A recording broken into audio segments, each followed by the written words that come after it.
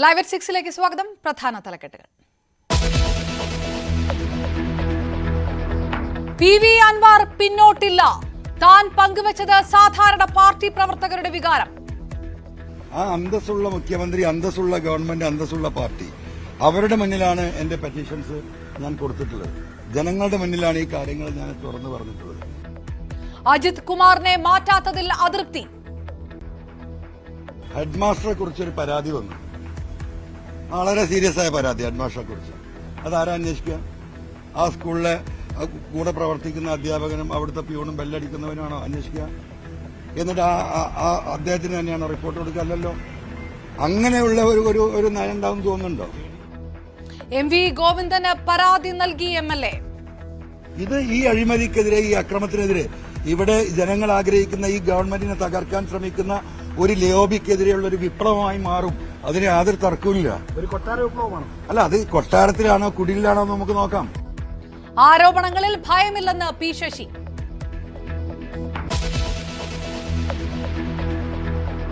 മുഖ്യമന്ത്രി RSS ബന്ധത്തിന്റെ ഇടനിലക്കാരൻ ADGP എന്ന് VD സതീശൻ. PV അൻവറിന്റെ പരാതി അന്വേഷിക്കുമെന്ന് TP രാമകൃഷ്ണൻ. മുഖ്യമന്ത്രിയും അൻവറും ചേർന്ന് പറഞ്ഞു തീർക്കേണ്ട വിഷയമല്ല എന്ന് K. സുരേന്ദ്രൻ. മുഖ്യമന്ത്രിയുടെ രാജി ആവശ്യപ്പെട്ട് പ്രതിപക്ഷ പ്രതിഷേധം.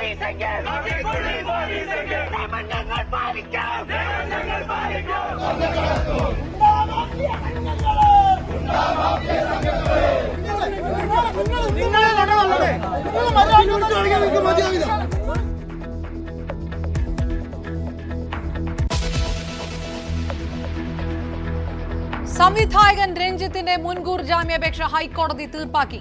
ജാമ്യം ലഭിക്കുന്ന വകുപ്പെന്ന പ്രോസിക്യൂഷൻ വാദം. നിവിൻ പോളിക്കെതിരെ വീണ്ടും പരാതിക്കാരി. നിവിൻ പോളി, ബിനു, കുട്ടൻ, ബഷീർ എന്ന് പറയുന്ന ആൾക്കാരെ സുനിൽ എന്ന് പറയുന്ന വ്യക്തിയുടെ ഗുണ്ടകളായിട്ടാണ് എന്റെ മുമ്പിൽ പിന്നെ പ്രത്യക്ഷപ്പെട്ടത്. നിവിൻ പോളി പറഞ്ഞത് സുനിൽ ചേട്ടനാണ് എനിക്ക് പൈസയൊക്കെ ഫണ്ട് ചെയ്ത് ട്രോൾ ചെയ്യാൻ തരുന്നത്. പുള്ളി പറഞ്ഞാൽ ഞാൻ എന്തും ചെയ്യും. ഹേമ കമ്മിറ്റി മോഡൽ കന്നഡ സിനിമയിലും വേണമെന്ന ആവശ്യം ശക്തമാകും.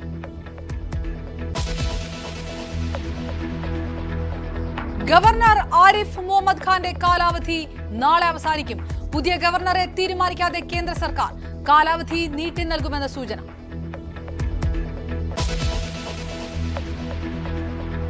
മലപ്പുറം പെരുമ്പടപ്പിൽ ഗൃഹനാഥൻ വീടിന് തീയിട്ടു. 3 പേർ മരിച്ചു. ആത്മഹത്യയെന്ന് പ്രാഥമിക നിഗമനം. പെട്രോൾ സൂക്ഷിച്ച കുപ്പി കണ്ടെത്തി. വിശദമായ അന്വേഷണത്തിന് പോലീസ്. പാപ്പനകോട്ടെ തീപിടുത്തം ആസൂത്രിത കൊലപാതകമെന്ന സംശയത്തിൽ പോലീസ്.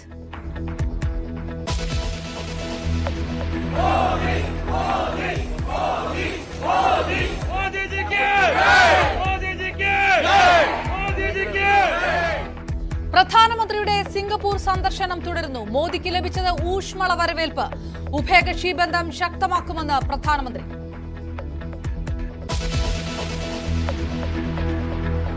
രാഹുൽ ദ്രാവിഡ് വീണ്ടും പരിശീലക വേഷത്തിൽ. രാജസ്ഥാൻ റോയൽസിന്റെ പരിശീലകനാകും. ഫ്രാഞ്ചൈസിയുമായി കരാറിലേർപ്പെട്ടതായി വിവരം.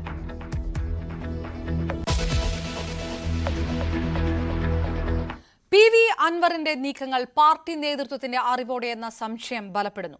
മുഖ്യമന്ത്രിക്ക് നൽകിയ പരാതിയുടെ പകർപ്പ് CPM സംസ്ഥാന സെക്രട്ടറിക്കും അൻവർ നൽകിയത് P. ശശിയെ ലക്ഷ്യമിട്ടാണ്.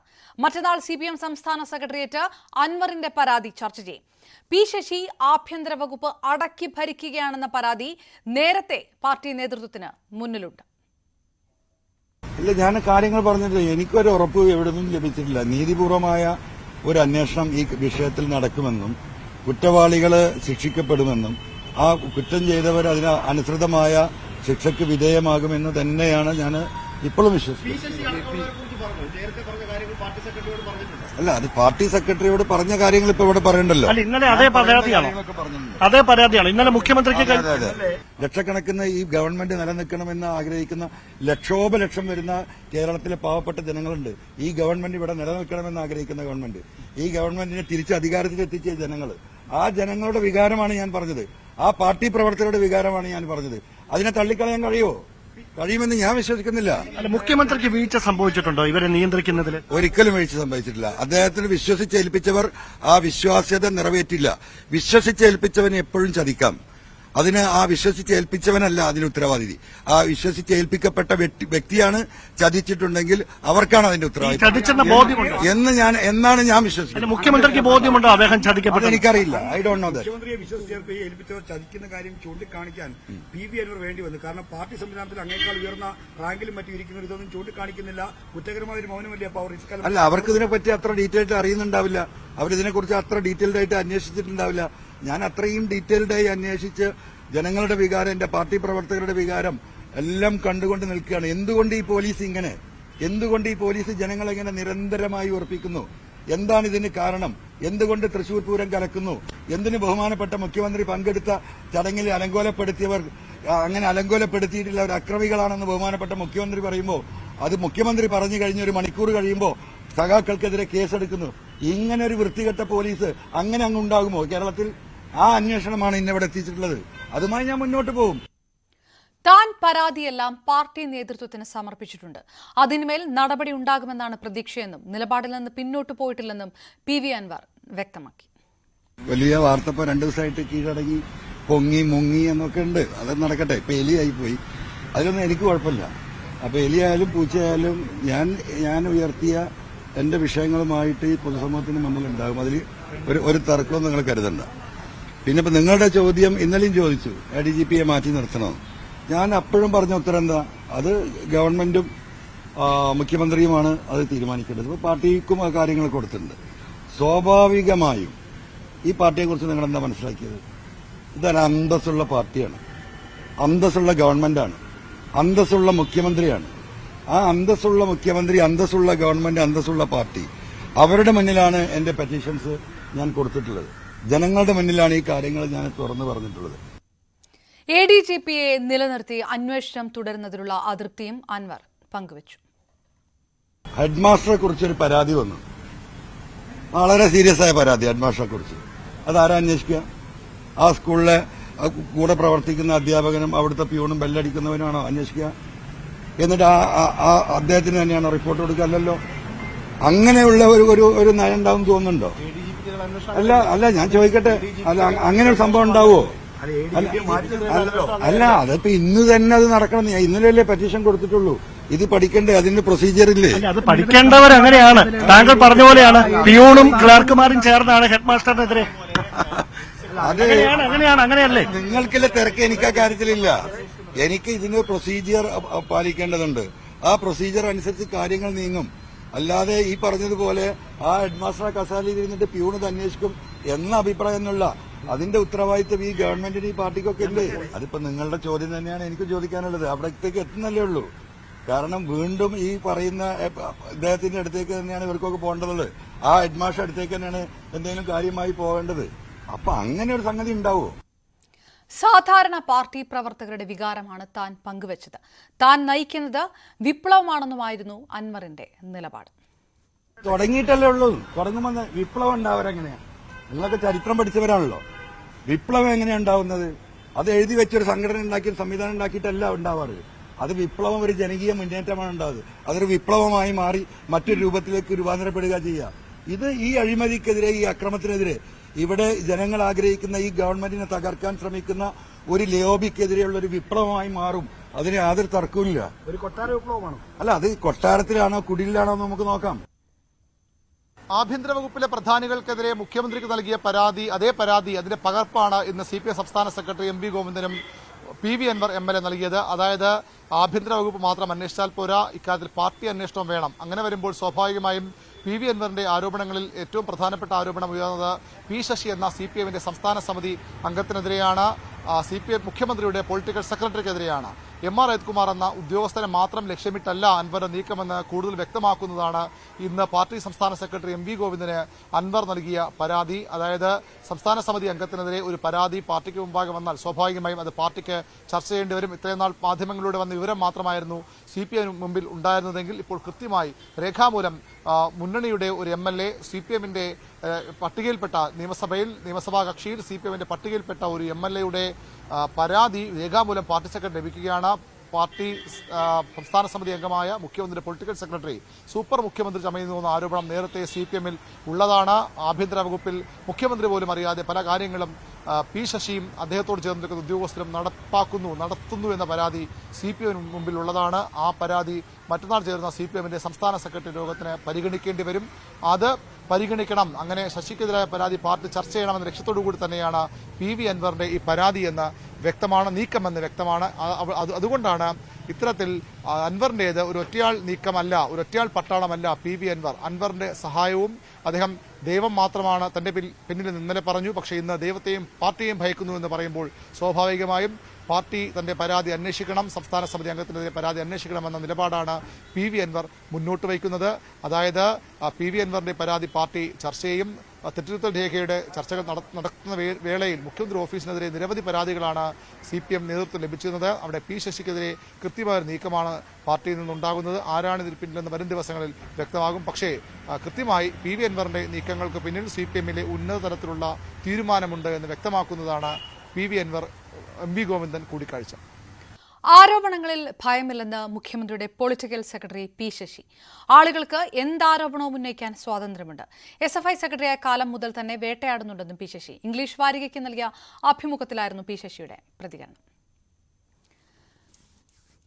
PV അൻവർ നൽകിയ പരാതി അന്വേഷിക്കുമെന്ന് LDF കൺവീനർ TP രാമകൃഷ്ണൻ. ആരോപണങ്ങളിൽ കഴമ്പുണ്ടെങ്കിൽ വിട്ടുവീഴ്ച ഉണ്ടാകില്ല, എല്ലാ വശങ്ങളും പരിശോധിക്കും. തൃശൂർ പൂരം സംബന്ധിച്ച് VS സുനിൽകുമാർ ഉയർത്തിയ ആരോപണങ്ങളും പരിശോധിക്കുമെന്നും TP രാമകൃഷ്ണൻ പറഞ്ഞു. എല്ലാ പ്രശ്നങ്ങൾക്കും അർഹമായ പരിഗണന കൊടുത്ത് നിലപാടുകൾ ഗവൺമെന്റ് സ്വീകരിക്കും. ഒരു കുറ്റവാളിയെ രക്ഷിക്കുന്ന പ്രശ്നം സ്വീകരിക്കില്ല. കുറ്റം തെളിയണമല്ലോ, കുറ്റം തെളിയുമ്പോഴാണല്ലോ. കുറ്റം ആരോപിച്ചതുകൊണ്ട് മാത്രം കുറ്റവാളി എന്ന് പറയാൻ കഴിയില്ല.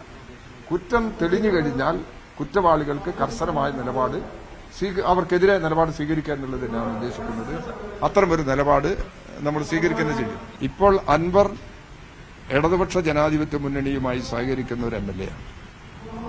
അദ്ദേഹം ഇപ്പോഴും ഇടതുപക്ഷ ജനാധിപത്യങ്ങളുടെ ഭാഗമാണ് ഇപ്പോഴും. അതുകൊണ്ട് അദ്ദേഹം ഇപ്പോൾ ആരോപണം ഉന്നയിച്ചിട്ടുണ്ട്. ആ ആരോപണത്തെക്കുറിച്ച് അന്വേഷിക്കുന്നതിനുള്ള ഗവൺമെന്റിന്റെ സമീപനമാണ് വ്യക്തമാക്കിയിട്ടുള്ളത്. അതിലിപ്പോ നിന്നാ മതി. ഇനി എന്തെങ്കിലും വരികയാണെങ്കിൽ അപ്പൊ നമുക്ക് ആലോചിക്കാം. ഇത് എല്ലാവരുടെയും നിലപാടാണ് ഇത് എന്നുള്ള നിലയിലൊന്നും നിങ്ങൾ എത്തണ്ട. ആ നിലപാട് ഗവൺമെന്റ് അംഗീകരിച്ചു. ഗവൺമെന്റ് ഈ പരാതിയുടെ പ്രശ്നങ്ങൾ ഗൌരവമായി പരിശോധിച്ച് ഏതൊരു വ്യക്തി ഇത്തരം കാര്യങ്ങൾ ഉന്നയിച്ചു കഴിഞ്ഞാൽ ഗവൺമെന്റ് പരിഗണിക്കും. സുനിൽകുമാറിന്റെ പ്രതികരണം വന്നിട്ടുണ്ടെങ്കിൽ അട്ടിമറി ശ്രമം നടന്നല്ലേ, സ്വാഭാവികമായിട്ട് നമുക്ക് പരിശോധിച്ചതിന് ശേഷം എന്താണ് ഗൗരവമായിട്ട് തന്നെ എടുക്കും. സുനിൽകുമാറിനെ പോലുള്ള ഒരാൾ ആരോപണം ഉന്നയിച്ചാൽ ഗൗരവമായിട്ട് എടുത്ത് പിന്നെ ആര് പറഞ്ഞാലും ഗൗരവമായിട്ട് എടുക്കുക. അപ്പൊ സുനിൽകുമാർ ഈ ഒരു പ്രശ്നം ഗൗരവമായിട്ട് ഉന്നയിച്ചിട്ടുണ്ടെങ്കിൽ അത് ഗൗരവമായിട്ട് എടുക്കണമെന്ന് തന്നെയാണ് എന്റെ ഈ നിലപാട്.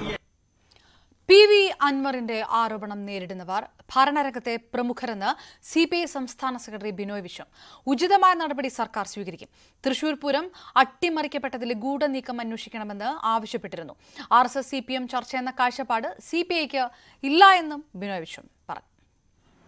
ഈ ഉന്നയിക്കപ്പെട്ട ആരോപണങ്ങൾ ഗൗരവതരമാണ്. ആ ഗൗരവം എല്ലാവർക്കും അറിയാം. ഉന്നയിച്ചത് ഇടതുപക്ഷ MLA ആണ്. ആരോപണ വിധേയർ ഭരണത്തിലെ അത്യുന്നതരാണ്, പോലീസിലെ മേധാവികളാണ്. അതെല്ലാം പരിഗണിക്കുമ്പോൾ അതിന്റെ ഗൗരവം കമ്മ്യൂണിസ്റ്റ് പാർട്ടിക്ക് നല്ലവണ്ണം തിരിച്ചറിയുന്നുണ്ട്. ഇടതുപക്ഷ ഗവൺമെന്റ് ഇതുപോലൊരു വിഷയം കൈകാര്യം ചെയ്യുമ്പോൾ പാലിക്കേണ്ടുന്ന, ഉയർത്തിപ്പിടിക്കേണ്ടുന്ന ഇടതുപക്ഷത്തിന്റെ സമീപനങ്ങളും നിലപാടുകളും എല്ലാത്തിലും വേണം എന്നാണ് CPI നിലപാട്. ഇതിനകത്തെല്ലാം ഉണ്ട്. തൃശൂർ പൂരം അട്ടിമറിക്കാൻ നടത്തിയ ശ്രമങ്ങളെപ്പറ്റി കമ്മ്യൂണിസ്റ്റ് പാർട്ടികളുടെ വിമർശനം അന്നേ പറഞ്ഞതാണ്. അതിപ്പോൾ വീണ്ടും പറയുന്നു. തൃശൂർ പൂരം എന്ന് പറയുന്നത് ഒരു സാംസ്കാരിക ഉത്സവം തന്നെയാണ് തൃശൂരിന്റെ. പിന്നെ സാംസ്കാരിക പ്രാധാന്യമുണ്ട്. അങ്ങനെ ഒന്ന് ഒരു പ്രകാരത്തിലും അട്ടിമറിക്കപ്പെടാൻ പാടില്ലാത്തതായിരുന്നു. പക്ഷെ അട്ടിമറിക്കപ്പെട്ടു. അതിന്റെ പുറകിൽ ഒരു ഗൂഢനീക്കമുണ്ടോ എന്ന കാര്യം അന്വേഷിക്കണമെന്ന് കമ്മ്യൂണിസ്റ്റ് പാർട്ടി അന്ന് തന്നെ പറഞ്ഞതാണ്. ഞാനത് വീണ്ടും ആവർത്തിക്കുന്നു. PV അൻവറിന്റെ ആരോപണം പാർട്ടി തലത്തിലും സർക്കാർ തലത്തിലും പരിശോധിക്കണമെന്ന് മന്ത്രി സജി ചെറിയാൻ. സർക്കാർ നിലപാട് മുഖ്യമന്ത്രി വ്യക്തമാക്കിയിട്ടുണ്ട്. ഒരു പുഴുക്കുത്തുകളെയും സംരക്ഷിക്കില്ലെന്നും സജി ചെറിയാൻ പറഞ്ഞു. ഉപ്പ് തിന്നവരെ വെള്ളം കുടിപ്പിച്ചേ അടങ്ങുമെന്ന് KT ജലീലും. പോലീസ് പ്രമുഖന്മാർ തൽസ്ഥാനങ്ങളിൽ നിന്ന് തൂത്തെറിയപ്പെടും. രാത്രിയുടെ അന്ത്യയാമങ്ങളിൽ കടത്തിക്കൊണ്ടുപോയ വസ്തുക്കൾ ഏത് കടലിൽ മുക്കിത്താഴ്ത്തിയാലും കണ്ടെത്തും. ഏതാനും സമയത്തേക്ക് സാങ്കല്പിക കഥകൾ മെനയുന്നവർ നിരാശപ്പെടും. PV അൻവർ MLA പറഞ്ഞതിൽ അസത്യമുണ്ടെങ്കിൽ ബന്ധപ്പെട്ട ഉദ്യോഗസ്ഥർ പരാതി നൽകട്ടെയെന്നും അപ്പോൾ കലക്കിയാൽ കലങ്ങാത്ത തൃശൂർ പൂരം കാണാനാകുമെന്നും ജലീൽ FB പോസ്റ്റിൽ കുറിച്ചു.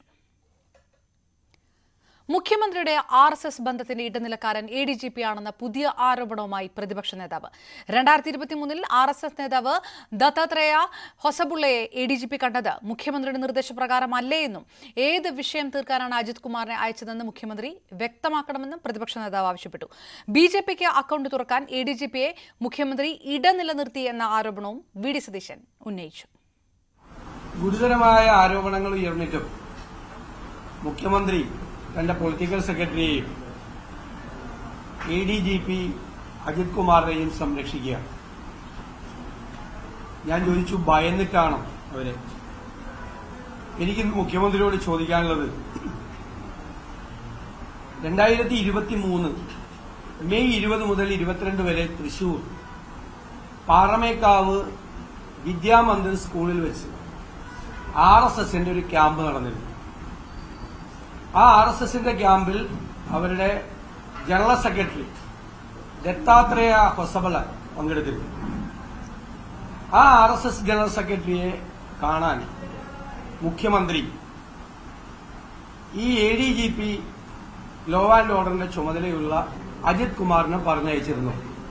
അതാണ് ചോദ്യം. 1 മണിക്കൂർ അവർ തമ്മിൽ സംസാരിച്ചു. മുഖ്യമന്ത്രി എന്ത് കാര്യമാണ് ADGP ലോ ആൻഡ് ഓർഡർ വഴി RSS ജനറൽ സെക്രട്ടറിയോട് സംസാരിച്ചത്? ഏത് വിഷയം തീർക്കാൻ വേണ്ടിയിട്ടാണ് അദ്ദേഹം ആവശ്യപ്പെട്ടത്?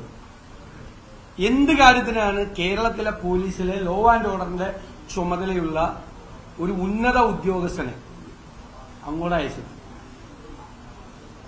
അതിന് കേരളത്തിലെ ഒരു RSS നേതാവ്, തിരുവനന്തപുരത്തുള്ള ഒരു RSS നേതാവ് കൂടി അതിന് ഇടനിലക്കാരനായിരുന്നു. മുഖ്യമന്ത്രിയോടുള്ള ചോദ്യമാണ്, എന്തിനാണ് മുഖ്യമന്ത്രി വിട്ടത്? ആ ബന്ധമാണ് തൃശൂരിൽ പിന്നീട് തുടർന്നത്. RSS നേതൃത്വത്തെയും മുഖ്യമന്ത്രി പിണറായി വിജയനെയും തമ്മിൽ ബന്ധിപ്പിക്കുന്ന ഇടനിലക്കാരനാണ് ADGP MR അജിത് കുമാർ എന്ന ഗുരുതരമായ ആരോപണമാണ് പ്രതിപക്ഷ നേതാവ് VD സതീശൻ ഇന്ന് ഉന്നയിച്ചിരിക്കുന്നത്. 2023 മെയ് 20-ാം തീയതിക്കും 23-ാം തീയതിക്കും ഇടയിൽ RSSന്റെ ഒരു ക്യാമ്പ് തൃശൂരിൽ വെച്ച് നടന്നിരുന്നു.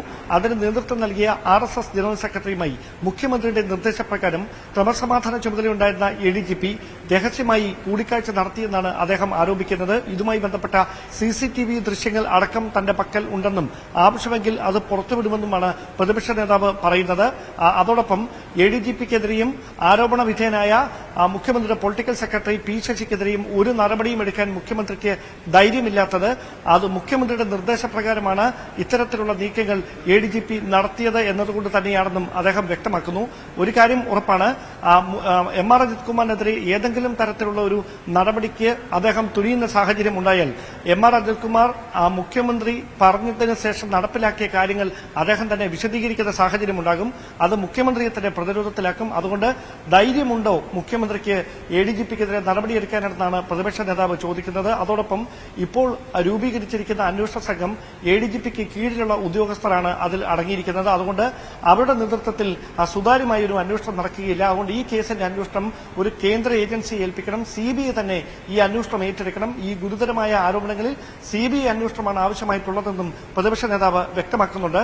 അതോടൊപ്പമാണ് നിലവിൽ ഉയർന്നിരിക്കുന്ന ആരോപണങ്ങളുടെ പശ്ചാത്തലത്തിൽ PV അൻവർ പുറത്തുവിട്ടിരിക്കുന്ന ഈ വിവാദ വെളിപ്പെടുത്തലുകളുടെയൊക്കെ പശ്ചാത്തലത്തിൽ മുഖ്യമന്ത്രി ആരോപണ വിധേയരെ സംരക്ഷിക്കുകയാണെന്ന ആക്ഷേപം ഉന്നയിച്ചുകൊണ്ട് KPCCയുടെ നേതൃത്വത്തിൽ സമര പരമ്പരകൾക്ക് ഒരുങ്ങുന്നത്. വരുന്ന 6-ാം തീയതി സെക്രട്ടേറിയറ്റിലേക്ക് മുഖ്യമന്ത്രിയുടെ രാജി ആവശ്യപ്പെട്ടുകൊണ്ട് പ്രതിപക്ഷ സമരത്തിന് നേതൃത്വം നൽകാൻ ഒരുങ്ങുകയാണ് KPCC. PV അൻവർ ഉന്നയിച്ച ആരോപണങ്ങൾ മുഖ്യമന്ത്രിയും PV അൻവറും ചേർന്ന് പറഞ്ഞു തീർക്കേണ്ട വിഷയമല്ല എന്ന് BJP സംസ്ഥാന അധ്യക്ഷൻ K സുരേന്ദ്രൻ. ഇത് CPMന്റെ ആഭ്യന്തര കാര്യമല്ല. ആരെ സംരക്ഷിക്കാനാണ് മുഖ്യമന്ത്രി ശ്രമിക്കുന്നത്? CPM കേന്ദ്ര കമ്മിറ്റിയുടെ കണ്ണും കാതും അടഞ്ഞുപോയോ എന്നും K സുരേന്ദ്രൻ ചോദിച്ചു. ADGP അജിത് കുമാർ പദവിയിൽ തുടരുന്നത് അന്വേഷണത്തിന് തടസ്സമാകില്ല എന്ന് ഡിവൈഎഫ്ഐ. അന്വേഷണത്തിൽ കുറ്റക്കാരനാണെന്ന് കണ്ടെത്തിയാൽ ഏത് ഉന്നതനായാലും നടപടിയുണ്ടാകും. മുഖ്യമന്ത്രിയിലും സർക്കാരിലും വിശ്വാസമുണ്ടെന്ന് PV അൻവർ തന്നെ വ്യക്തമാക്കിയിട്ടുണ്ടെന്നും ഡിവൈഎഫ്ഐ സംസ്ഥാന പ്രസിഡന്റ് V വസീഫ് പറഞ്ഞു. ഇപ്പോൾ PV അൻവർ തന്നെ അതിൽ വളരെ വിശദമായി നിങ്ങളോട് സംസാരിച്ചു കഴിഞ്ഞു. അദ്ദേഹം ഉന്നയിച്ച ആക്ഷേപത്തിന് ഗവൺമെൻറ്റിൻ്റെ ഭാഗത്തു നിന്നുള്ള പ്രതികരണവും അദ്ദേഹം പറഞ്ഞു. മുഖ്യമന്ത്രിയെ അദ്ദേഹത്തിന് 100% വിശ്വാസമാണെന്നും ഈ ഗവൺമെൻറ്റിലും ഈ പാർട്ടിയിലുമൊക്കെ 100% വിശ്വാസമുണ്ട് എന്നും അത് കൃത്യമായി ആ ആക്ഷേപത്തിന് അദ്ദേഹം ഉന്നയിച്ച ഗൗരവമായിട്ടുള്ള ഈ ആക്ഷേപത്തിന് ഗൗരവമായിട്ടുള്ള ഒരു അന്വേഷണം നടക്കുമെന്നും കൃത്യമായ നിലപാടെടുക്കുമെന്നുള്ള പ്രതീക്ഷ അദ്ദേഹം തന്നെ പറഞ്ഞ സ്ഥിതിക്ക് അതിൽ മറ്റൊരു ആശങ്കയ്ക്ക് അടിസ്ഥാനമില്ല എന്നാണ് ഞങ്ങൾ പ്രതീക്ഷിക്കുന്നത്. ഏത് ഉന്നതനായാലും തെറ്റ് ചെയ്തിട്ടുണ്ടെങ്കിൽ ശിക്ഷിക്കപ്പെടും. ഈ കേരളത്തിൻ്റെ ഗവൺമെൻറ് ജാഗ്രതയോടുകൂടിയുള്ള ഇടപെടലുകൾ അതിൽ നടത്തും. മുഖ്യമന്ത്രിയുടെ രാജി ആവശ്യപ്പെട്ട് സംസ്ഥാനത്ത് ഉടനീളം യൂത്ത് കോൺഗ്രസ് പ്രതിഷേധം. മലപ്പുറം, പാലക്കാട്, കാസർഗോഡ് ജില്ലകളിലെ SP ഓഫീസുകളിലേക്ക് യൂത്ത് കോൺഗ്രസ് നടത്തിയ മാർച്ചുകളിൽ സംഘർഷമുണ്ടായി. പാലക്കാട് യൂത്ത് കോൺഗ്രസ് പ്രവർത്തകരും പോലീസും തമ്മിൽ ഉന്തും തള്ളുമുണ്ടായി.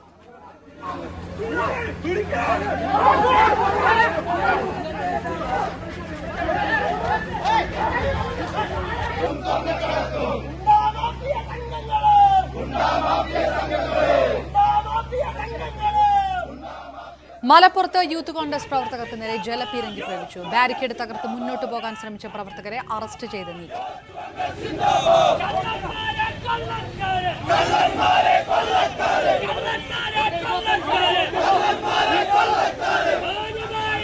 എറണാകുളത്തും യൂത്ത് കോൺഗ്രസ് മാർച്ചിൽ സംഘർഷമുണ്ടായി. കമ്മീഷണർ ഓഫീസിലേക്കായിരുന്നു മാർച്ച്.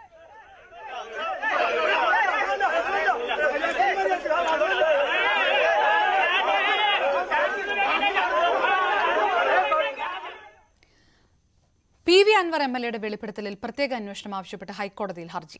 ADGPക്കെതിരെ ഭരണകക്ഷി MLA നടത്തിയ വെളിപ്പെടുത്തലുകൾ ദേശീയ സുരക്ഷയെ പോലും ബാധിക്കുന്നതാണെന്ന് കാണിച്ച് പൊതുപ്രവർത്തകൻ ജോർജ് വട്ടക്കുളമാണ് ഹർജി നൽകിയത്. ദേശീയ, സംസ്ഥാന അന്വേഷണ ഏജൻസികൾ അന്വേഷണം നടത്തണമെന്നാണ് ആവശ്യം.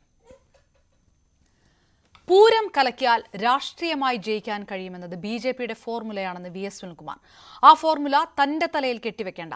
രാത്രി വെടിക്കെട്ട് നടത്താതിരിക്കുകയും പകൽ പൂരത്തിന്റെ കൂടെ വെടിക്കെട്ട് നടത്താനുള്ള ഒരു ഫോർമുലയാണ് BJP മുന്നോട്ട് വെച്ചത്. പകൽ പൂരം കൂടി അവതാളത്തിലാക്കാനുള്ള ഫോർമുലകളാണ് അന്ന് BJP മുന്നോട്ട് വെച്ചതെന്നും VS സുനിൽകുമാർ പറഞ്ഞു. പൂരം തകർത്താൽ ഇലക്ഷൻ ജയിക്കാൻ കഴിയുമെന്ന ഫോർമുല BJPയുടെ ഫോർമുലയാണ്. അത് LDFന്റെ ഫോർമുല അല്ല. അല്ല, ഞാൻ പറയട്ടെ, ഈ സാധാരണ നിലയിൽ നമുക്ക് എല്ലാവർക്കും എല്ലാവർക്കും അറിയാലോ, പൂരം തകർത്താൽ ഇടതുപക്ഷം ജയിക്കുമെന്നുള്ള ധാരണ നിങ്ങൾക്ക് ആർക്കെങ്കിലും ഉണ്ടോ?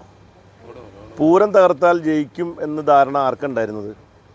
അപ്പോൾ പൂരത്തെ കലക്കിയാൽ രാഷ്ട്രീയമായി ജയിക്കാൻ കഴിയുമെന്ന ഫോർമുല BJPയുടെ ഫോർമുലയാണ്. ആ ഫോർമുല ഏറ്റവും നന്നായി ചേരുന്നത് ഗോപാലകൃഷ്ണൻ്റെ പാർട്ടിക്കാണ്.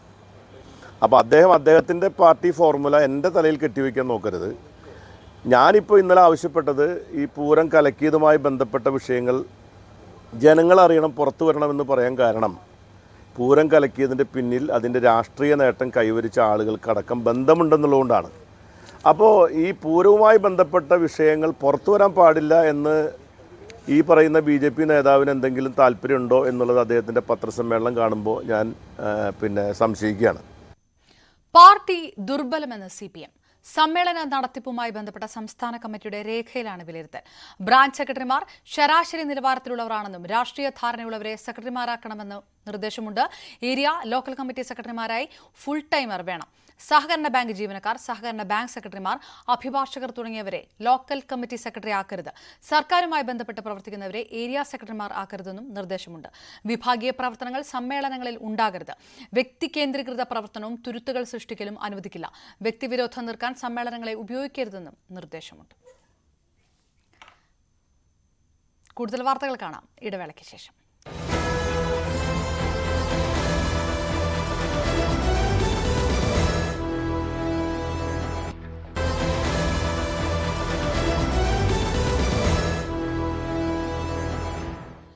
ലൈംഗിക പരാതിയിൽ സംവിധായകൻ രഞ്ജിത്തിന്റെ മുൻകൂർ ജാമ്യാപേക്ഷയെ എതിർക്കാതെ പ്രോസിക്യൂഷൻ. രഞ്ജിത്തിന്റെ മുൻകൂർ ജാമ്യാപേക്ഷ ഹൈക്കോടതി തീർപ്പാക്കി. 2009 സംഭവം ജാമ്യം ലഭിക്കാവുന്ന കുറ്റമെന്നും പ്രോസിക്യൂഷൻ ഹൈക്കോടതിയിൽ പറഞ്ഞു. പ്രോസിക്യൂഷന്റെ നിലപാട് പരിഗണിച്ച് മുൻകൂർ ജാമ്യാപേക്ഷ തീർപ്പാക്കി. വിവരങ്ങളുമായി കൊച്ചിയിൽ നിന്ന് ആജ്ഞ രവീന്ദ്രൻ ചേരുന്നു. ആജ്ഞ, വലിയ തരത്തിലുള്ള വിമർശനങ്ങളും എല്ലാം ഉയർന്നിട്ടും പ്രോസിക്യൂഷൻ അത്തരമൊരു നിലപാട് കോടതിയിൽ സ്വീകരിച്ചത് അത് ആശ്ചര്യപ്പെടുത്തുന്ന ഒരു കാര്യം തന്നെയാണ്. ഏത് തരത്തിലുള്ള വിമർശനങ്ങളൊക്കെ ആയിരിക്കും വരും മണിക്കൂറുകൾ ഉയരുക എന്നതും കണ്ടറിയേണ്ടിയിരിക്കുന്നു. എന്ത് നിലപാട് പ്രോസിക്യൂഷൻ സ്വീകരിച്ചു? അത് എത്രത്തോളം സഹായകരമായി രഞ്ജിത്തിന്റെ മുൻകൂർ ജാമ്യാപേക്ഷയിൽ?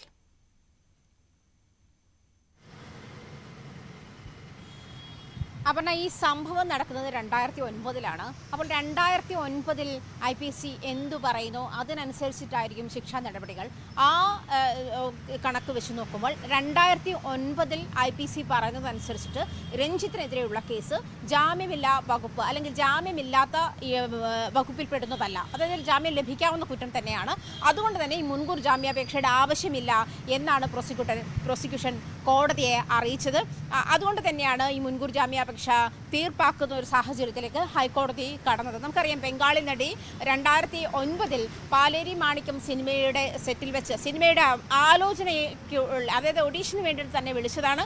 ആ സമയത്ത് രഞ്ജിത്തിന്റെ ഫ്ളാറ്റിൽ വെച്ചിട്ടാണ് ഇങ്ങനത്തെ ഒരു സംഭവം ഉണ്ടായതെന്ന് പറയുന്നു. പക്ഷേ രഞ്ജിത്ത് അതിന് കോടതിയിൽ വാദിച്ചത് തന്നോടൊപ്പം തന്റെ 4 സുഹൃത്തുക്കൾ ഉണ്ടായിരുന്നു.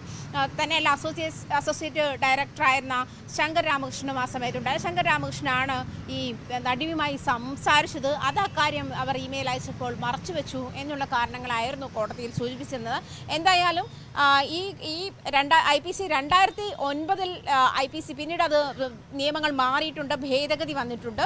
പക്ഷേ 2009 ഏത് കാലഘട്ടത്തിലാണോ കുറ്റം നടക്കുന്നത് ആ കാലഘട്ടത്തിൽ തന്നെ ആ കാലഘട്ടത്തിലുള്ള ശിക്ഷാ നടപടികളായിരിക്കും ഇതുമായി ബന്ധപ്പെട്ട് നടക്കുക. അതുകൊണ്ട് തന്നെ 2009 നടന്ന ശിക്ഷയ്ക്ക് ആ കാലഘട്ടത്തിലെ ശിക്ഷ അനുസരിച്ചിട്ട് ജാമ്യമില്ലാത്ത വകുപ്പല്ല രഞ്ജിത്തിനെതിരെ ചുമത്തുന്നത്. അതുകൊണ്ട് തന്നെ ഇതിന് മുൻകൂർ ജാമ്യത്തിന്റെ ആവശ്യമില്ല എന്നൊരു കാര്യമാണ് പ്രോസിക്യൂഷൻ ഹൈക്കോടതിയെ അറിയിച്ചിരിക്കുന്നത്. അപർണ. ആജ്ഞ രവീന്ദ്രൻ വിവരങ്ങൾ നൽകിയത്. നടൻ നിവിൻ പോളിക്കെതിരായ പരാതിയിൽ ഉറച്ചു നിൽക്കുന്നതായി പരാതിക്കാരി. നിവിൻ പീഡിപ്പിച്ചുവെന്ന് ആദ്യ പരാതിയിൽ തന്നെ പറഞ്ഞിരുന്നതായും പരാതിക്കാരി ന്യൂസ് 8നോട് പറഞ്ഞു. അതേസമയം നിവിനെതിരായ പരാതി പ്രത്യേക അന്വേഷണ സംഘത്തിന് കൈമാറിയിട്ടില്ല എന്ന് AG പൂങ്കുഴലി വ്യക്തമാക്കി. തനിക്കെതിരെയുള്ളത് വ്യാജ ആരോപണമാണെന്ന് ചൂണ്ടിക്കാട്ടി പരാതിക്കാരിക്കെതിരെ നിയമ നടപടിക്കൊരുങ്ങുകയാണ് നിവിൻ പോളി. നിവിൻ പോളിക്കെതിരായ പരാതിയിൽ നുണപരിശോധന ഉൾപ്പെടെ ഏതു നിയമ നടപടികളും നേരിടാൻ തയ്യാറാണെന്ന് പരാതിക്കാരി പറയുന്നു. നിവിനും സുഹൃത്തുക്കളും അത്ര ക്രൂരമായിട്ടാണ് തന്നോട് പെരുമാറിയത്. നാട്ടിലെത്തി പോലീസ് സ്റ്റേഷനിൽ പരാതി നൽകിയപ്പോൾ നല്ല സമീപനമല്ല ലഭിച്ചതെന്നും ഒന്നാം പ്രതിയായ നിർമ്മാതാവിനെതിരെ അന്വേഷണം ഇതുവരെ തുടങ്ങിയിട്ടില്ലെന്നും അവർ ആരോപിക്കുന്നു. സുനിൽ എന്ന് പറയുന്നത്, ഞാൻ ഒന്നാമത്തെ പേര് ഈ ഒരു കേസിൽ AK സുനിൽ എന്നാണ് പറഞ്ഞാണ് കൊടുത്തേക്കുന്നത്. പക്ഷെ ഇതുവരെ സുനിൽ എന്നൊരാൾ ഇതിനകത്ത് വന്നിട്ടില്ല. ഇതുവരെ നിവിൻ പോളിയുടെ പേര് മാത്രമേ വന്നിട്ടുള്ളൂ. സുനിൽ എന്ന് പറയുന്ന ആൾ എവിടെ പോയി എങ്ങനെയാണെന്ന് നമുക്കറിയില്ല. ശാരീരികമായി ഉപദ്രവിച്ചു എന്നുള്ളത് എനിക്കതെങ്ങനെ എഴുതാൻ അറിയാത്ത, പീഡിപ്പിച്ചു എന്ന് പറഞ്ഞ് നമുക്ക് എഴുതാനുള്ള ഒരു ബുദ്ധിമുട്ട് കാരണം ശാരീരികമായി ഉപദ്രവിച്ചു എന്നാണ് പറഞ്ഞത്. അത് കഴിഞ്ഞിട്ട് ഞാൻ സർക്കിളിന് ഞാൻ മൊഴി കൊടുത്തിരുന്നു. കാരണം എന്നെ പീഡിപ്പിച്ചു എന്നും പറഞ്ഞ് മൊഴി കൊടുത്തിരുന്നു. പക്ഷെ അവർ ആ മൊഴിയിൽ അത് രേഖപ്പെടുത്തിയില്ല. നമുക്കൊരു നീതി കിട്ടുമെന്നാണ് ഞാൻ വിശ്വസിക്കുന്നത്. കാരണം ഇതിന്റെ ഏതറ്റം വരെയും പോകാൻ ഞാൻ തയ്യാറാണ്. എന്റെ പുറകിൽ വേറൊരു ഗ്രൂപ്പോ ഒന്നുമില്ല. ഞാൻ ഒറ്റയ്ക്കാണ് ഇപ്പോൾ ഫൈറ്റ് ചെയ്യുന്നത്. അതേസമയം പ്രത്യേക അന്വേഷണ സംഘത്തിന് നിവിൻ പോളിക്കെതിരായ പരാതി കൈമാറിയിട്ടില്ലെന്ന് AIG പൂങ്കുഴലി IPS പറഞ്ഞു. നിയമ നടപടികളുമായി ഏതറ്റം വരെ പോകുമെന്നും നിവിൻ പോളി കഴിഞ്ഞ ദിവസം മാധ്യമങ്ങളോട് പ്രതികരിച്ചിരുന്നു. ഞാനും തിരിച്ചും നിയമപരമായിട്ട് അത് ഫൈറ്റ് ചെയ്യും. അതിന്റെ ഏതറ്റം വരെ പോകണമെങ്കിൽ ഏതറ്റം വരെയും ഞാൻ പോവും. ഇത് സത്യമല്ലെന്ന് എന്നെ കൊണ്ടാവുന്ന രീതിയിൽ എന്റെ അങ്ങനെ തെളിവുകളൊന്നുമില്ല. പക്ഷെ ഞാനത് പ്രൂവ് ചെയ്യാൻ വേണ്ടിയിട്ട് എന്റെ എല്ലാ വഴികളും ഞാൻ ശ്രമിക്കുന്നതാണ്. ന്യൂസ് 18 കൊച്ചി. നടൻ അലൻസിയറിനെതിരായ പരാതി പ്രത്യേക അന്വേഷണ സംഘത്തിന് കൈമാറും. യുവനടിയുടെ പരാതിയിൽ എറണാകുളം ചെങ്ങമനാട് പോലീസാണ് ജാമ്യമില്ലാ വകുപ്പ് പ്രകാരം കേസെടുത്തത്. IPC 354 ചുമത്തിയിരിക്കുന്നത്. 2017 ബംഗളൂരുവിൽ വെച്ച് ലൈംഗിക അതിക്രമം കാണിച്ചുവെന്നാണ് പരാതി. സിനിമാ സെറ്റിൽ വെച്ചാണ് സംഭവം. ഹേമ കമ്മിറ്റി റിപ്പോർട്ട് പൂർണ്ണ രീതിയിൽ സമർപ്പിക്കുന്നതിന് സർക്കാരിന് മുന്നിൽ തടസ്സങ്ങളില്ലെന്ന് സജി ചെറിയാൻ. പ്രത്യേക അന്വേഷണ സംഘം ആവശ്യപ്പെട്ടാൽ പൂർണ്ണമായ റിപ്പോർട്ട് കൈമാറും. സിനിമാ കോൺക്ലേവ് സംസ്ഥാനത്ത് ഒരു നയരൂപീകരണത്തിന് വേണ്ടി മാത്രമാണ്. WCC അംഗങ്ങൾക്ക് മുഖ്യമന്ത്രിയോ വകുപ്പ് തല മന്ത്രിയോ നിർദ്ദേശങ്ങൾ നൽകുന്നതിനായി കാണുന്നതിൽ യാതൊരു തടസ്സവുമില്ല. കോടതിക്ക് മുന്നിൽ പൂർണ്ണ റിപ്പോർട്ട് സമർപ്പിക്കുന്നതിൽ സർക്കാരിന് മുന്നിൽ യാതൊരു തടസ്സവുമില്ലെന്ന് 10-ാം തീയതി കോടതിയിൽ റിപ്പോർട്ട് സമർപ്പിക്കുമെന്ന് മന്ത്രി വ്യക്തമാക്കി. ഹേമ കമ്മിറ്റി മോഡൽ കന്നഡ സിനിമയിലും വേണമെന്ന ആവശ്യം. Film industry for rights and equality എന്ന സംഘടനയാണ് ആവശ്യമുന്നയിച്ചത്. മലയാളം സിനിമാ മേഖലയിൽ സ്ത്രീകൾ നേരിടുന്ന പ്രശ്നങ്ങൾ പഠിക്കാനാണ് ഹേമ കമ്മിറ്റി രൂപീകരിച്ചത്. സമാനമായി കന്നഡ സിനിമയിലെ പ്രശ്നങ്ങൾ പഠിക്കാനും ഒരു കമ്മിറ്റി വേണമെന്നാണ് ആവശ്യം. സ്ത്രീകൾക്ക് സുരക്ഷിതമായും സമത്വത്തോടെയും ജോലി ചെയ്യാൻ നടപടികൾ ആവശ്യമാണ്. അതിനാൽ ഒരു റിട്ടയർഡ് ജഡ്ജി നയിക്കുന്ന കമ്മിറ്റി കന്നഡ സിനിമയിലെ ലൈംഗിക ചൂഷണം ഉൾപ്പെടെ അന്വേഷിക്കണമെന്നും സംഘടന ആവശ്യപ്പെടുന്നു.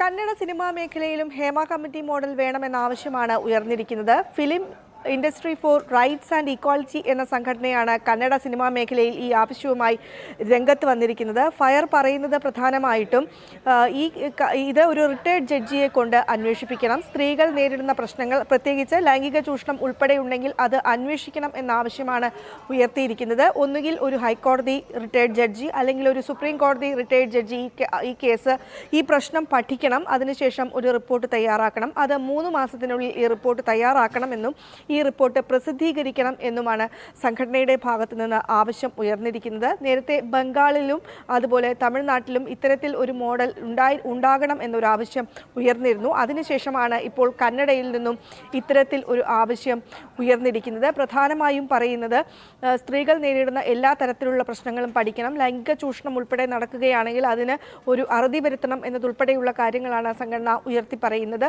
അത് ഒരു റിട്ടയർഡ് ജഡ്ജി അന്വേഷിക്കണം. 3 മാസത്തിനുള്ളിൽ ഇത് അന്വേഷിച്ച് പഠനം നടത്തി ഒരു റിപ്പോർട്ട് പ്രസിദ്ധീകരിക്കണം എന്നും ഈ സംഘടനയുടെ നിർദ്ദേശമായി പുറത്തു വരുന്നുണ്ട്.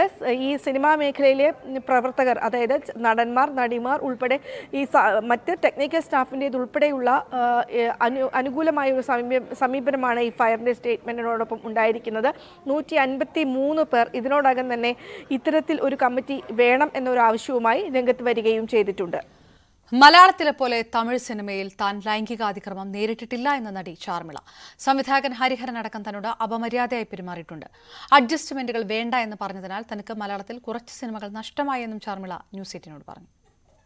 நம்ம காலம் மாறி போச்சு. தமிழ் படத்தை மலையாளம் வேர்ஷன் அர்ஜுனன் பிள்ளையும் மஞ்ச மக்களும்ன்ற படம், அது வந்து புது ப்ரொடியூசர், புது டைரக்டர். முன்னாடியே யூஸ்வலாக கோரிக்கைகளை வச்சுருவாங்க. அட்ஜஸ்ட்மெண்ட் வரீங்களா இல்லையா, இல்லைன்னா படம் இல்லை, நீங்கள் வீட்டில் வந்து தூங்கவில்லை தான், போகிறீங்கன்னா போங்க, இப்படி தான் பண்ணுவாங்க. இது easy for us to handle. இவங்க என்ன பண்ணாங்க, ஷூட்டிங் ஃபுல்லாக ஷொர்ணூர் எடுத்து முடிச்சிட்டாங்க. ஒரு பிரச்சனையும் வரல, நல்லா இருந்தது. அப்புறம் பொள்ளாச்சியில் 3 நாள் சாங் ஷூட்டிங், பொள்ளாச்சியில் சாங் ஷூட்டிங் 2 நாள் சைலண்ட்டாக இருந்தாங்க. பேக்கப் டே. அதுக்கப்புறம் நான் அவங்களுக்கு தேவையில்லை. முன்னாடி ஏதாவது செஞ்சுருந்தாங்கன்னா நான் அப்போவே படத்தை விட்டு வெளில வந்திருப்பேன். பேக்கப் டே அன்றைக்கி தான் தி வெஞ்சர். என்னன்னாக்கா எல்லாருமே போயிடுவாங்க, யாரும் சப்போர்ட்டுக்கு இருக்க மாட்டாங்க. அப்போது அந்த இவர் மேனேஜர் சண்முகம் அம்மன் அவர் வந்து நான் கிளம்பிட்டேன், ஓகே நான் கிளம்புறேன்னு ப்ரொடியூசர் பார்த்து ஒரு வார்த்தையை சொல்லிட்டு போங்க அப்படின்னாரு. சரி போகிறேன். போய் அசிஸ்டன்ஸோடு போனேன். அசிஸ்டன்ஸ்லாம் எதுக்கு, அவங்க கீழே இருக்கட்டுமே, பேக்லாம் இங்கே இருக்குது, எல்லாம் தூக்கிட்டு வாங்க, அப்படியே பார்த்துட்டு போய் கிளம்ப வேண்டியதானே, எதுக்கு நீங்கள். அங்கே போய் பார்த்தா தான் தெரியுது எல்லாமே தே ஹேவிங் எ ட்ரிங்க்ஸ் குடிச்சிட்டு உட்காந்துருந்தாங்க. So they're waiting for me to come. And இவங்க வந்ததில் அவங்களுக்கு ஒன்று வாங்கினா 1 இலவசம் மாதிரி அசிஸ்டன்ட், லேடி அசிஸ்டண்ட்டும் கிடச்சிட்டாங்க. ஸோ அதனால இவங்களுக்கு என்ன பவுன்ஸ் பண்ணி அவங்க புடவையை பிடிச்சி இழுத்து கொண்டு கலாட்டா பண்ணி இப்போ என் கிட்டே வந்தாங்க, அப்ரோச் பண்ணாங்க. அசிஸ்டன்ட் எங்கள் 2 பேருக்காக இஸ் ரிவால்ட்டிங். அவனை போட்டு அடின்னு அடிக்கிறாங்க. ஒருத்தன் கட்டி பிடிச்சான், கையை கடிச்சு விட்டுட்டு ஐ ரேன் கீழே வந்து கேட்குறேன், ஃபோன் ரிசப்ஷனுக்கு ஃபோன் முடியாதுங்க, ஃபோன்லாம் கொடுக்க முடியாதுன்ட்டு. ஸோ சரின்னு சொல்லி அதுக்குள்ள நான் வெளில வரேன், ஷட்டர் போடுற வராங்க. So they are doing like this. So வெளியில் உடனே ஒரு ஆட்டோ ஸ்டாண்ட் இருந்துச்சு. ஐ வாஸ் டெல்லிங் தம், இந்த மாதிரி கொஞ்சம் பொலிட்டிக்கலி இன்ஃப்ளூயன்ஷியல் என் அங்கிள் தான், ஒரு அடிக்கல் Raj MP and Kirubakaran uncle, பொள்ளாச்சியில் வெரி ஃபேமஸ் பர்சன். சரி அவர் வீட்டுக்கு கொஞ்சம் போக முடியும், நம்ம பெரியவங்க பேரெல்லாம் சொல்கிறீங்க, நீங்கள் யார், அது இந்த மாதிரி நடக்குதுங்க, ஐயோ நம்ம அங்கெல்லாம் போயிட்டு வரதுக்கு டைம் ஆகும், இருங்க நாங்கள் வரோம் சொல்லிட்டு அவங்களே வந்துட்டு போகிற வரல ஒரு எஸ்டி போட்டு கொண்டு போய் they make a phone call. டேடிக்கு ஃபோன் பண்ணிட்டு நான் வந்துட்டேன். இவங்க உள்ளே வந்து தே சேவ்டஸ். அப்புறம் ரூமில் போட்டு அவங்க வெளியில் உட்காந்துட்டாங்க. காலையில் டேடி ஹேட் கால்டு ராஜாத்தி அம்மா. காலையில் ஆல் த காப்ஸ் கேம், பெரிய லெவல் போலீஸ்லாம் வந்துட்டாங்க, பொள்ளாச்சிக்கே வந்து இறங்கிட்டாங்க. நிறைய பேர் சென்னையிலேருந்து வந்தாங்க போலீஸ். அங்கே எல்லாம் வந்து they arrest பண்ணி they kept it inside. Then later they were handed over to the Kerala police also. സംസ്ഥാന ഗവർണറായി ജസ്റ്റിസ് ആരിഫ് മുഹമ്മദ് ഖാന്റെ 5 വർഷ കാലാവധി നാളെ പൂർത്തിയാകും. പകരം ഗവർണറെ ഇതുവരെ കേന്ദ്രം തീരുമാനിച്ചിട്ടില്ല. സംസ്ഥാന സർക്കാരുമായി നിരന്തരം പോർമുഖം തുറക്കുന്ന ആരിഫ് മുഹമ്മദ് ഖാന് കേന്ദ്രം കാലാവധി നീട്ടി നൽകിയേക്കുമെന്ന സൂചനയുണ്ട്.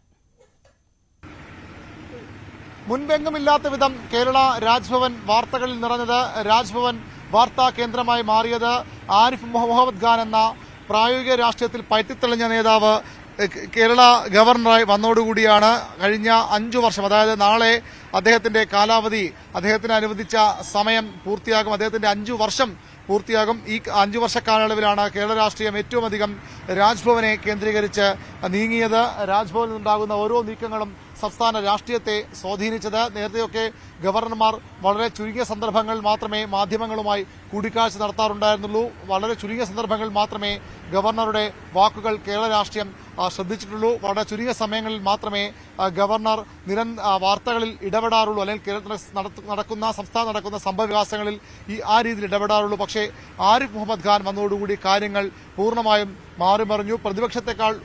പ്രതിപക്ഷത്തെക്കാൾ ശക്തമായി സർക്കാരിന്റെ നയങ്ങൾക്കെതിരെ, സർക്കാരിന്റെ പ്രവൃത്തികൾക്കെതിരെ ഒരു പ്രതിപക്ഷ മുഖം എടുത്തടിഞ്ഞുകൊണ്ട് ആരിഫ് മുഹമ്മദ് ഖാൻ പലപ്പോഴും പ്രവർത്തിച്ചു. അത് സർക്കാരിനെ ചെറുതൊന്നുമല്ല ബുദ്ധിമുട്ടിലാക്കിയത്, പ്രതിസന്ധിയിലാക്കിയത്. പലപ്പോഴും അത് കേന്ദ്ര സർക്കാരിന്റെ നയങ്ങൾ അതേപടി നടപ്പാക്കുന്ന ആളായി, കേന്ദ്ര സർക്കാരിന്റെ ജിഹോയായി, വക്താവായി മാറുന്നു ആരിഫ് മുഹമ്മദ് ഖാൻ എന്ന വിമർശനങ്ങൾ ഭരണപക്ഷം ഉന്നയിച്ചു.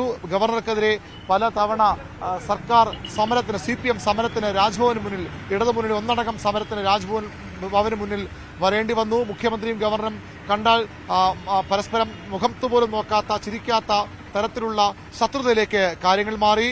സർക്കാരിന്റെ നയപ്രഖ്യാപന പ്രസംഗങ്ങൾ പലതവണ ഗവർണർ തടസ്സപ്പെടുത്തുമോ എന്ന ആശങ്ക കേരള രാഷ്ട്രീയത്തിൽ ഉണ്ടായി.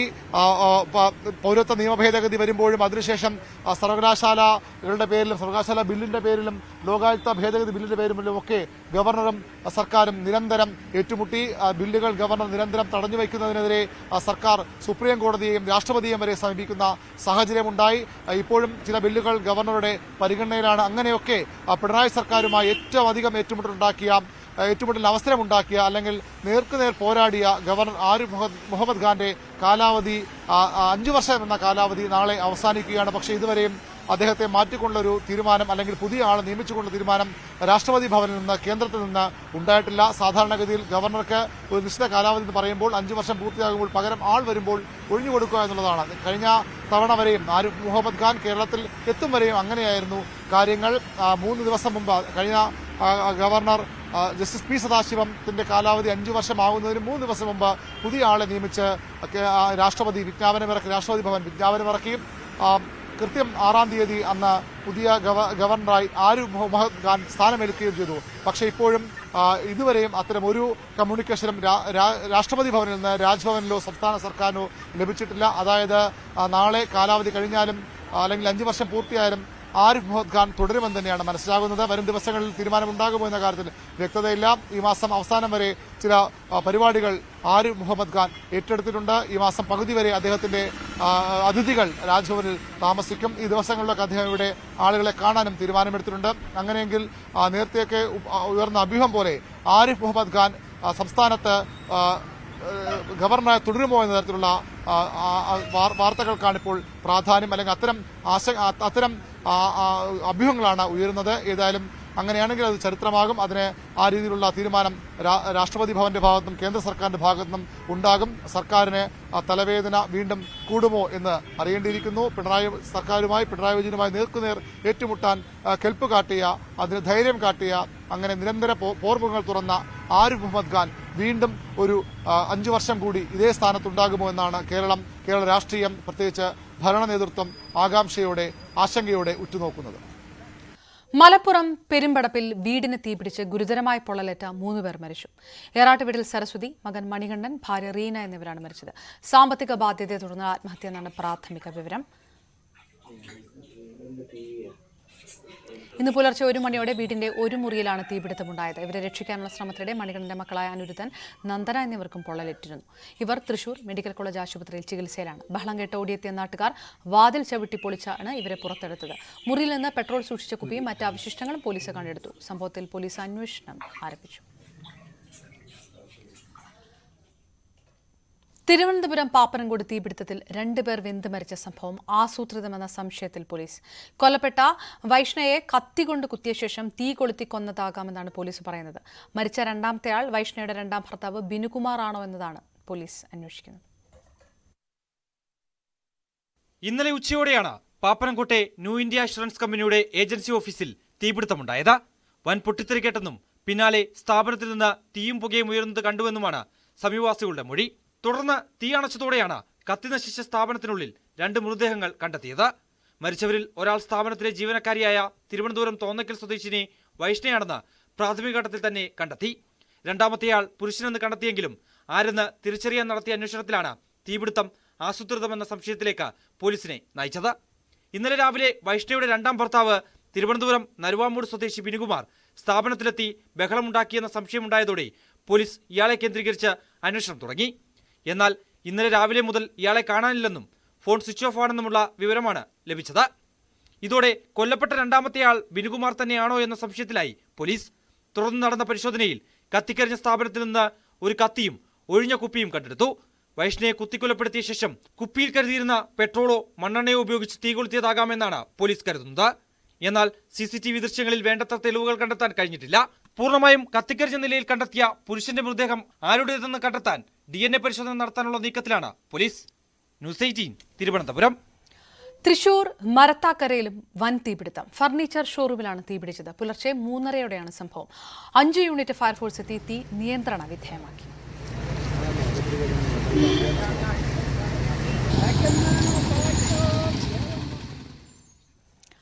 വീണ്ടും ഇടവേള.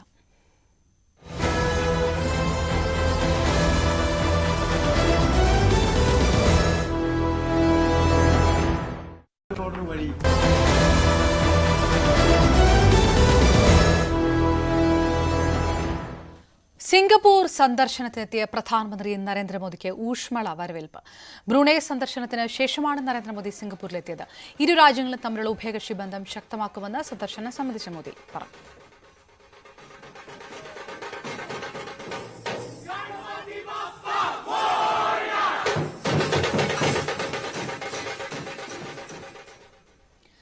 കരിപ്പൂർ വിമാനത്താവള വികസനത്തിന് സ്ഥലം വിട്ടുകൊടുത്തവർക്ക് പകരം വീട് നിർമ്മിക്കാൻ NOC നൽകാൻ വൈകരുതെന്ന് എയർപോർട്ട് അതോറിറ്റിക്ക് ഉന്നതതല യോഗത്തിൽ നിർദ്ദേശം. മലപ്പുറം കളക്ടറുടെ ചേംബറിൽ ചേർന്ന യോഗത്തിൽ MPയും MLAയും മറ്റ് ജനപ്രതിനിധികളും പങ്കെടുത്ത യോഗത്തിലാണ് തീരുമാനം. കരിപ്പൂർ വിമാനത്താവള വികസന പദ്ധതിയുടെ പേരിൽ കൊണ്ടോട്ടി നഗരസഭയിലും പള്ളിക്കൽ പഞ്ചായത്തിലും 400-ലധികം പേർക്കാണ് വീട് നിർമ്മാണത്തിന് NOC ലഭിക്കാത്തത്. ഇതിൽ വിമാനത്താവള വികസനത്തിനു വേണ്ടി സ്വന്തം കിടപ്പാടം വിട്ടുകൊടുത്തവരും ഉൾപ്പെടും. എയർപോർട്ട് അതോറിറ്റിയാണ് NOC നൽകേണ്ടത്. മലപ്പുറം കളക്ടറേറ്റിൽ ചേർന്ന ഉന്നതതല യോഗത്തിൽ എയർപോർട്ട് അതോറിറ്റിക്കെതിരെ നിശ്ചിത വിമർശനമാണ് ഉയർന്നത്. നടപടിക്രമങ്ങൾ പൂർത്തിയാക്കി വീട് നിർമ്മാണത്തിന് NOC നൽകണമെന്ന് യോഗം ആവശ്യപ്പെട്ടു. ഇത് അനിശ്ചിതമായി നീണ്ടുപോകുന്നത് അംഗീകരിക്കാനാകില്ലെന്ന് MP E.T. മുഹമ്മദ് ബഷീർ പറഞ്ഞു. NOC കൊടുക്കാത്തതിന്റെ കാരണം പോലും ഇതുവരെ അതോറിറ്റി പറഞ്ഞിട്ടില്ല. അല്ല, അവർക്ക് സാധിക്കുന്നില്ല എന്നുള്ള നിലപാട്. എന്തുകൊണ്ടാണ് കൊടുക്കാത്തതെന്നും പറയുന്നില്ല. ഞങ്ങൾ ഇതിനെപ്പറ്റി വളരെ വിശദമായിട്ട് സംസാരിച്ചു. ഇവർ പറഞ്ഞ് ശരിയായിരുന്നു എന്ന് ബോധ്യമായി. കാര്യം പലർക്കും NOC കിട്ടാത്തതിന്റെ ഫലമായി വീട് വെക്കാൻ നിവൃത്തിയില്ല. ഒന്ന്. രണ്ടാമത് ഗവൺമെന്റിന്റെ തന്നെ ഭവന നിർമ്മാണ പദ്ധതികൾ പോലും അതിന്റെ ഉള്ളിൽ നിന്നല്ല, ഈ ഏരിയയിൽ തന്നെ നടത്താൻ കഴിയാത്ത ഒരവസ്ഥയുണ്ട്. എയർപോർട്ടിന്റെ കിഴക്ക് ഭാഗത്തുള്ള റോഡ് റസ നിർമ്മാണത്തിന്റെ അവസാന ഘട്ടം വരെ നിലനിർത്തണം. റസ നിർമ്മാണം പൂർത്തിയായാൽ പകരം അവിടെ 10 മീറ്റർ വീതിയിൽ റോഡ് നിർമ്മിക്കുകയും വേണം. നിലവിലെ ക്രോസ് റോഡ് നഷ്ടപ്പെടുമ്പോൾ അതിന് പാരലായിട്ട് പകരം ക്രോസ് റോഡ് നിർമ്മിക്കുന്നതിന് ആവശ്യമായിട്ടുള്ള നടപടിക്രമങ്ങൾ മുന്നോട്ട് പോകുന്നുണ്ട്. അതിൽ ഇപ്പോൾ 3,80,000 രൂപ അതിന് ഇൻവെസ്റ്റിഗേഷൻ സ്റ്റഡിക്ക് വേണ്ടിയിട്ട് ഗവൺമെന്റ് കൊടുത്തിട്ടുണ്ട്. അത് പ്രകാരം ഇപ്പോൾ ഇൻവെസ്റ്റിഗേഷൻ നടത്തുന്നതിന് വേണ്ടി ടെൻഡർ ക്ഷണിച്ചിട്ടുണ്ട്. ആ ടെൻഡറിന്റെ അടിസ്ഥാനത്തിൽ 10 മീറ്റർ വീതിയുള്ള ഒരു റോഡ് ഇപ്പം നിലവിൽ നഷ്ടപ്പെടുന്ന ക്രോസ് റോഡിന് പകരമായി വേറെ നിർമ്മിച്ചു നൽകും. അതിന്റെ നടപടിക്രമങ്ങളും മുന്നോട്ട് പോകുന്നുണ്ട്. അത് ഇന്ന് PWD ഡിപ്പാർട്ട്മെന്റ് ഉണ്ടായിരുന്നു, അവരതിന്റെ കാര്യങ്ങൾ നീക്കുന്നുണ്ട്. അത്രേ ഉള്ളൂ പറയാനുള്ളത്. പിന്നെ ബാക്കി അതുമായിട്ട് ബന്ധപ്പെട്ട പ്രശ്നങ്ങൾ വേസ്റ്റ് വാട്ടർ ഇവിടെ MP പറഞ്ഞത് തന്നെയാണ് ബാക്കിയുള്ള എല്ലാ കാര്യങ്ങളും. വിമാനത്താവളത്തിലെ മലിനജലം പുറത്തേക്ക് ഒഴുകുന്നതടക്കമുള്ള പല പ്രശ്നങ്ങളും യോഗത്തിൽ ചർച്ചയായി. വിമാനത്താവള വികസനത്തിനായി 72.85 കോടി രൂപ ചെലവഴിച്ച് പള്ളിക്കൽ വില്ലേജിൽ 5.56 ഏക്കറും നെടിയിരുപ്പ് വില്ലേജിൽ 6.9 ഏക്കറും കണക്കാക്കി 12.48 ഏക്കർ ഭൂമിയാണ് സംസ്ഥാന സർക്കാർ വിമാനത്താവള അതോറിറ്റിക്ക് ഏറ്റെടുത്തു നൽകിയത്. ന്യൂസ് 18 മലപ്പുറം. അഭിഭാഷകനെ അപമാനിച്ച ആലത്തൂർ മുൻ SA VR റെനീഷിനെതിരെ ഹൈക്കോടതി നടപടി. കോടതിയലക്ഷ്യ കേസിൽ 2 മാസം തടവ് ശിക്ഷ അനുഭവിക്കണം. SA VR റെനീഷിനോട് നല്ല നടപ്പിന് നിർദ്ദേശം നൽകി. SAക്കെതിരായ കേസ് ഗൌരവതരമെന്നും ഹൈക്കോടതി പറഞ്ഞു. അതേസമയം ശിക്ഷാവിധി നടപ്പാക്കുന്നത് 1 വർഷത്തേക്ക് ഹൈക്കോടതി മരവിപ്പിച്ചു. കുറ്റം ചെയ്തെന്ന് VR റെനീഷ് ഹൈക്കോടതിയിൽ സമ്മതിച്ചിരുന്നു. തിരുവോണം ബമ്പർ 2024 ബ്ലോബ് ധനമന്ത്രി കെ.എൻ. ബാലഗോപാൽ പ്രകാശനം ചെയ്തു. 10 സീരീസുകളിലെ ടിക്കറ്റുകളിൽ 25 കോടി രൂപ സമ്മാനമുള്ള തിരുവോണം ബമ്പർ ബ്ലോപ്പാണ് പ്രകാശനം ചെയ്തത്. സെക്രട്ടേറിയറ്റിലായിരുന്നു ചടങ്ങ്. ജൂലൈ 31-ന് വിപുലമായ ചടങ്ങോടെ സംഘടിപ്പിക്കാൻ നിശ്ചയിച്ചിരുന്ന പ്രകാശന കർമ്മം വയനാട് ദുരന്തത്തിന്റെ പശ്ചാത്തലത്തിൽ മാറ്റിവെക്കുകയായിരുന്നു. സെക്രട്ടേറിയറ്റിൽ ധനമന്ത്രിയുടെ ചേംബറിൽ നടന്ന ചടങ്ങിൽ ആരോഗ്യമന്ത്രി വീണ ജോർജ്, സംസ്ഥാന ഭാഗ്യക്കുറി വകുപ്പ് director Abraham Ren, joint director Maya N Pillai എന്നിവർ പങ്കെടുത്തു. 500 രൂപയാണ് ഓണം ബമ്പർ ടിക്കറ്റിന്റെ നിരക്ക്. തിരുവോണം ബമ്പറിന്റെ രണ്ടാം സമ്മാനവും കോടികൾ തന്നെയാണ്. അത് 20 പേർക്ക് 1 കോടി വീതമെന്ന പ്രത്യേകതയോട് കൂടിയതാണ്. IPL-ൽ രാജസ്ഥാൻ റോയൽസിന് പരിശീലകനായി ഇന്ത്യൻ ടീം മുൻ പരിശീലകൻ രാഹുൽ ദ്രാവിഡ്.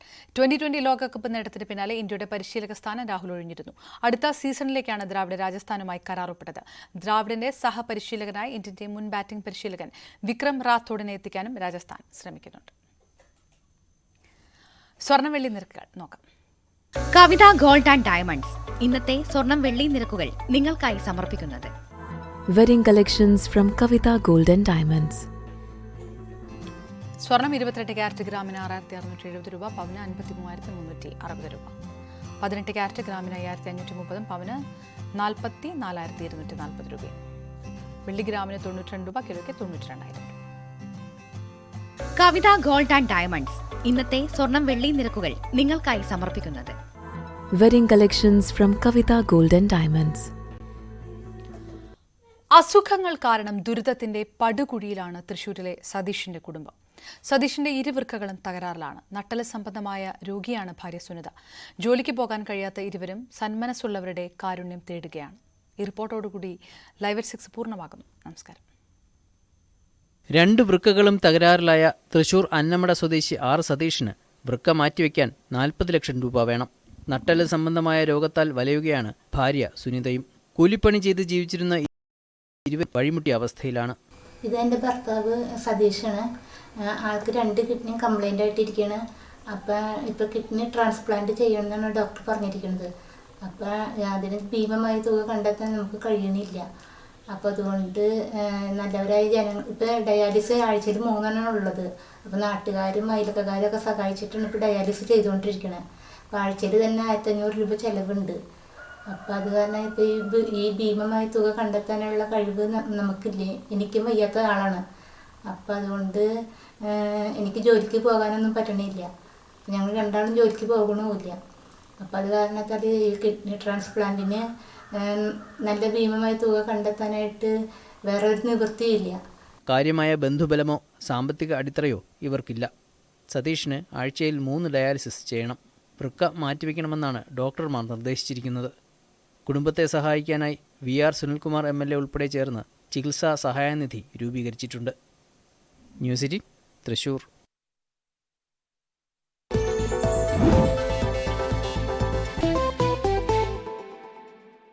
പൈസയൊക്കെ